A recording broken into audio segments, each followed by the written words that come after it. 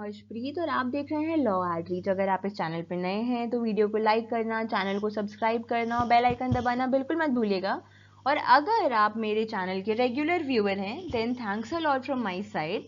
आपको तब पता होगा कि अपने चैनल पे मैं ऐसी वीडियोस बनाती हूँ जिससे जो ऐसे लोग हैं जो लॉ बैकग्राउंड से नहीं हैं उनको मैं बेसिक लॉ की जानकारी दे पाऊँ, ताकि जो मेरे जैसे लोग हैं जिनको लॉ की जानकारी है वो आपको बुद्धू ना बना पाए। और मेरा ये भी मानना है कि हम लोग इंडिया में रहते हैं एक ऐसी कंट्री में जहाँ पे रूल ऑफ लॉ है, लॉ के हिसाब से हर चीज चलती है। तो आपको यार लॉ के बारे में तो मतलब विदाउट एनी डाउट पता होना ही चाहिए। तो अब बिना एक भी मिनट वेस्ट करे हुए हम लोग स्टार्ट करते हैं वीडियो। तो इस वीडियो के टाइटल से आपको पता लग गया होगा कि इस वीडियो में हम डिस्कस करेंगे कि इंडिया में अल्कोहल और ड्रग्स से रिलेटेड कौन कौन से लॉज हैं और उनके पीछे क्या मतलब फिलॉसफी है, वो लॉज क्यों बनाए गए हैं, और एक इंडिया में हर स्टेट और यूनियन टेरिटरी में एक लीगल ड्रिंकिंग एज क्या है। फॉर एग्जाम्पल अगर आप उत्तर प्रदेश से हो तो कौन सी एज अटेन करने के बाद आप अल्कोहल अगर कंज्यूम करोगे तो वो लीगल माना जाएगा, इलीगल काम नहीं होगा। आप 18 साल के हो तब पी सकते हो, 21 के हो तब पी सकते हो, 25 के हो तब पी सकते हो। ये वीडियो के एंड में मैंने एक टेबल बना दिया है कि आप इस स्टेट में क्या क्या लीगल ड्रिंकिंग एज है, वो वीडियो के एंड में हम लोग डिस्कस करेंगे। लेकिन इसका ये बिल्कुल भी मतलब नहीं है कि I am promoting the consumption of alcohol. आप जिस भी एज के हो अल्कोहल का कंजम्पशन या कोई भी ड्रग का यूसेज मैं बिल्कुल भी प्रमोट नहीं कर रही हूँ। मैं जानती हूँ कि इसके बहुत ज्यादा मेडिकल डिसएडवांटेजेस हैं आपकी मेंटल हेल्थ पे, फिजिकल हेल्थ पे, आप सोसाइटी में कैसे बिहेव करते हो, आपके फैमिली रिलेशंस पे भी उसका बहुत ज्यादा मतलब उसका कोई फायदा है ही नहीं। ड्रग्स और मेडिकल पर्पसेस के लिए जो फायदे हैं उनको अगर हम लोग साइड में रख दें और कॉस्मेटिक्स के लिए जो यूज होते हैं ड्रग्स उनका हम लोग मतलब वो सब चीजों को हटा के कोई भी फायदा नहीं है अगर हम लोग अपने रेगुलर लाइफ में या ओकेजनली भी अल्कोहल को कंज्यूम करते हैं। तो इस वीडियो के थ्रू मैं बिल्कुल भी वो चीज प्रमोट नहीं कर रही हूँ। I am just discussing the interlinkage between laws और अल्कोहल एंड ड्रग्स। अब आप सोच रहे होंगे कि भाई दारू पे कौन लॉज बनाता है, लेकिन ऐसा नहीं है। इंडिया में हर चीज से रिलेटेड लॉ है, तो दारू और ड्रग्स से रिलेटेड भी लॉज हैं। तो उस पर मैंने सोचा मैं वीडियो बना के आपको अवेयर कर दूं कि अगर आपसे कोई कुछ पूछता है तो आपको पता तो रहे।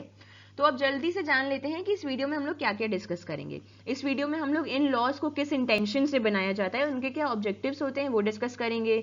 इंडिया में क्या लॉज हैं इससे रिलेटेड और क्या रेगुलेशंस हैं वो डिस्कस करेंगे। ड्राई डेज के बारे में डिस्कस करेंगे और जैसा कि मैंने बताया लीगल ड्रिंकिंग एज के बारे में डिस्कस करेंगे। तो वो हम लोग स्टार्ट करते हैं कि इन लॉज का क्या ऑब्जेक्टिव और एम होता है, राइट।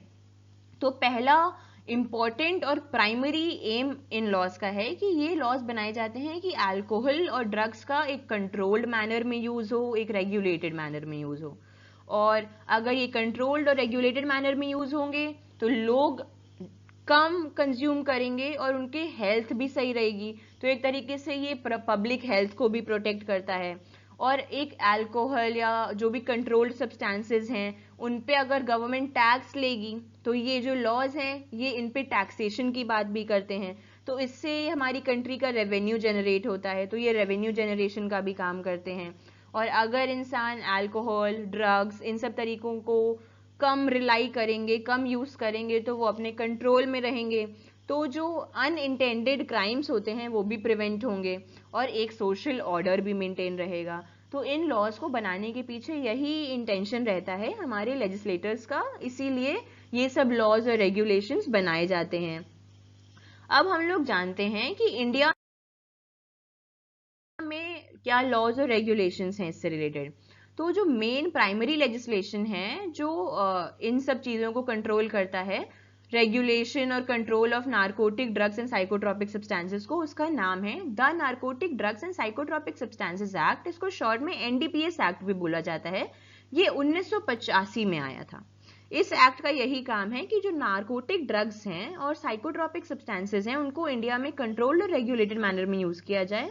और ये जो ड्रग ट्रैफिकिंग होती है, मतलब जो छुप छुपा के ड्रग्स बेचे जाते हैं, उनसे भी कैसे टैकल किया जाए वो भी इसमें कुछ प्रोविजंस हैं।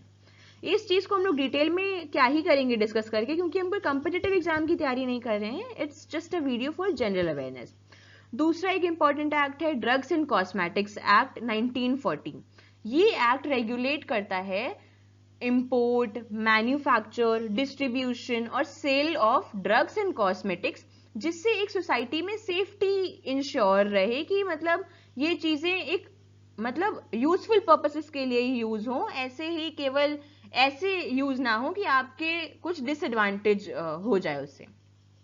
और दूसरी चीज बहुत इंपॉर्टेंट जानने वाली ये है कि इंडिया में पैन इंडिया ऐसा नहीं है कि एक ही एज है कि 18 साल के आप हो गए या 21 के हो गए, 25 के हो गए तो पूरे इंडिया में आप अल्कोहल कंज्यूम करने के लिए अब क्वालिफाइड हो। नहीं, हर स्टेट गवर्नमेंट के पास पावर होती है कि आप अपनी स्टेट में एक लीगल ड्रिंकिंग एज डिसाइड कर सकते हो।